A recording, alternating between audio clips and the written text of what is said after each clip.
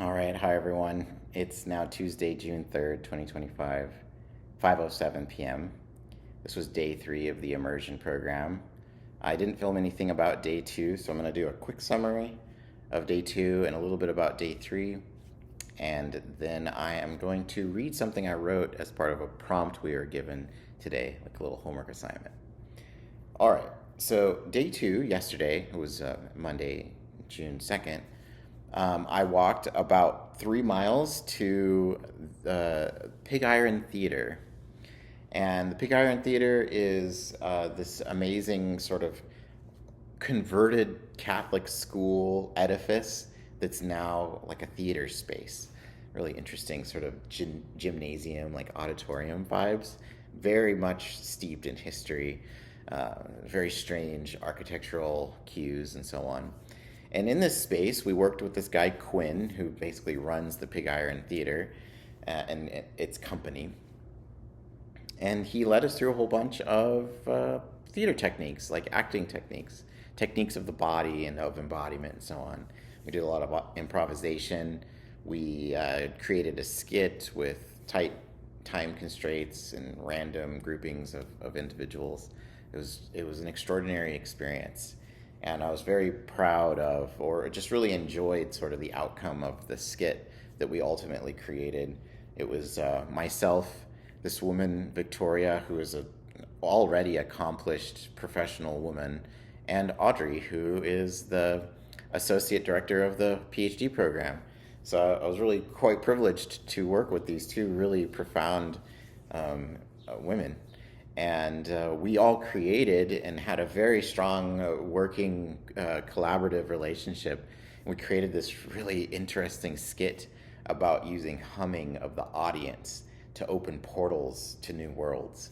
And so we effectively did that. We led our audience through the building. We hummed in certain areas where nothing happened. And then in this particular area where we had them set up, I got the audience humming a certain frequency, and a portal began to open, and then it closed. And then suddenly I gave them this low to high frequency sweep, this big spectrum, and the portal opened, and through the wall of the building, the portal opened up to the courtyard where there is a cemetery. And it was a very evocative moment. Some of the audience members gasped, and it was just very fun and extraordinary privilege to create something with those two people. After that, we went to the Barnes Foundation. This is later in the afternoon yesterday. The Barnes Foundation is this essential collection of really high quality painting. And I was able to soak in a whole bunch of Renoir and Picasso, among others. And it was just so powerful to see the curation, like the art of curating a gallery, and just the nature of the subject in the paintings. So that was used as sort of a way of jostling our minds and how it collects and organizes content and how it's presented to an audience and so on. So that was yesterday.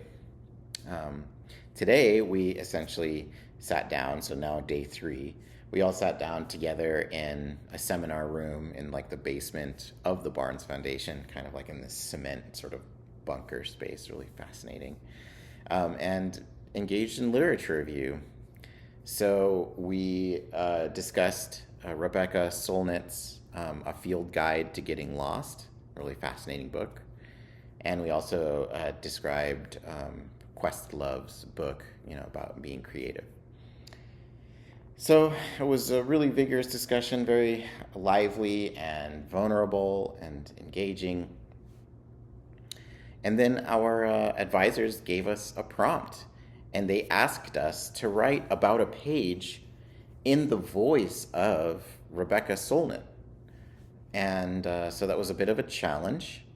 And if you haven't read her book, but she uses really strong like metaphor and analogy and tying it into like autobiography, autoethnology, really interesting approaches to the way that she like tells stories and then reveals sort of the insight or the kernel or the whatever's germane kind of comes out from mysterious places. And it's all it is very, like, when I read through the book, I felt a lot of weight, almost a sadness, that same sort of feeling of like being homesick in a way, like you're not quite lost, but you're not quite where you belong. And she kind of holds us in that space. And so in that vein, I wrote something as a response to our homework assignment. And so I'm just going to read that to you as a way of closing today's video. Here we go. I found myself on top of a mountain made of boulders the size of passenger cars. One boulder pressed against another, timeless edifices of Earth's constant dance with formation and decay. Between each boulder, negative space unfurled like a formal invitation to be taken beyond into the interior of its architect's study. Holding this invitation, I noticed that it was addressed to me in the most unsettling way.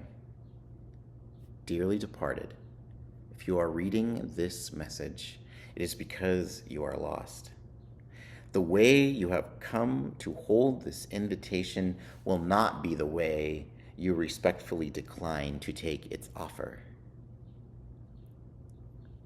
At that moment, before I had time to think, a falcon shrieked.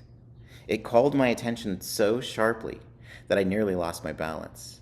I nearly let go of the world. And in that minuscule gap between my grip on reality and the unknown, I discovered an absolute truth. I did not know my way back down off the mountain. There was actually no way to know. My faculties had abandoned me. I thought to myself, either I accept the invitation to fall between these boulders into the comfortable bosom of the spirit of certain death, or I simply knock on the door and ask whatever answers it to point me in the direction back home. Either way, I had to take action. Otherwise, fear would have turned me from flesh into stone. For an eternity of the moment between the blink of an eye, I decided to ask death to be my advisor. Death, after all, is the only other intangible companion we keep to contextualize life, besides love. So, death, ever obliged to fulfill its role of companion, held me as it guided my descent, my return to home. My gaze turned blurry, and the world lost all definition. I could not see anything as I had before. Boulders and abysses became indeterminate shapes and shadows. Steepness became depth. Gravity became transfigured, like stairs suddenly becoming an escalator. I glanced at the sky as clouds began to form. The once burning sun became the chill of wind and rain. Oh, I'll die here for sure, I felt with wordless certainty. Terror creeping up my spine as my yearning to get down grew exponentially. Down, I wished. Down, I dreamed. Please let me get down. It began to rain. I heard death laughing at me, choking out its advice and guidance like the sounds of rockfall and landslide. Follow the flow of water from above, so below, it continued. Pay attention to this mountain's water retention. My body began to move. Thoughtless, though, just moving. The journey home was not a path to be navigated. It was in the abandon that I must accept that I am able to see through a blurry gaze the way home. So I fell. Through convex and concave space, through chamber and crevasse. I kept falling like rain, and as drops become streaks, and streaks become streams, and streams to rivers, to delta, to sea, I was no longer a person. I became debris, turbidity, and there I went, from precipice to valley. Ouch! My thoughts returned acutely, my gaze now focused into sight. I found myself at the bottom of the mountain, in bed, in a creek bed, sedimentary stone dotted with faceted quartz crystal and decomposed granite. I'm still alive. Eventually, I walked the contours of the creek until I found myself in a village called Dinamita, Mexico. This place was not home, and yet it became a far more hospitable host than the vacancy of negative space at the top of that emboldened mountain behind me. All right, there you go. I hope you enjoyed the story. I'll talk to you guys later.